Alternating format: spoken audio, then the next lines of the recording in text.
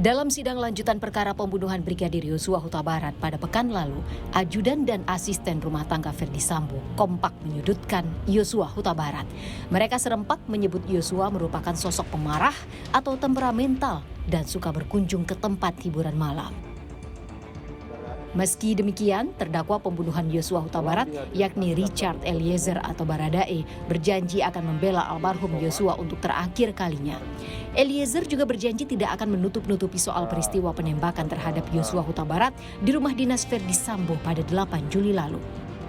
Dia tidak percaya kalau Yosua melakukan pelecehan seksual terhadap Putri Chandrawati. Menyampaikan, saya akan berkata jujur, saya akan membela untuk terakhir kalinya. Akan membela abang saya, Bang Yos, untuk terakhir kalinya. Karena untuk saya pribadi, saya tidak mempercayai bahwa Bang Yos setega itu melakukan pelecehan.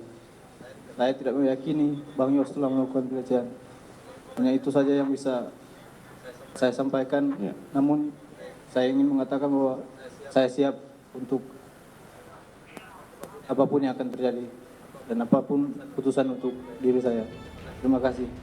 Dikutip dari wawancara dengan Budiman Tanurejo dalam program Back to BDM di Kompas ID, Roni Talapesi, kuasa hukum Eliezer, menyebut kliennya akan membongkar peristiwa yang sebenarnya di persidangan.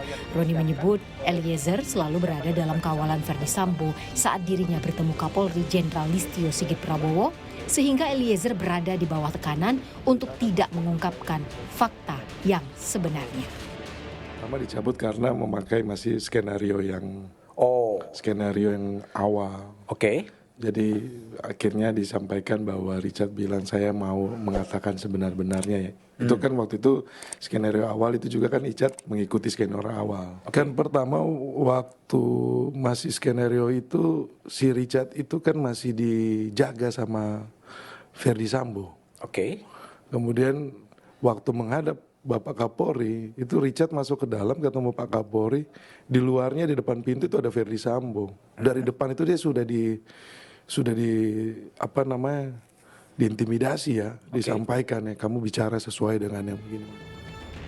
Dalam skenario yang dirancang Ferdi Sambo tentang peristiwa baku tembak antara Eliezer dan Yosua, Eliezer disebut mendatangi Putri Chandrawati yang disebut-sebut berteriak karena dilecehkan Yosua.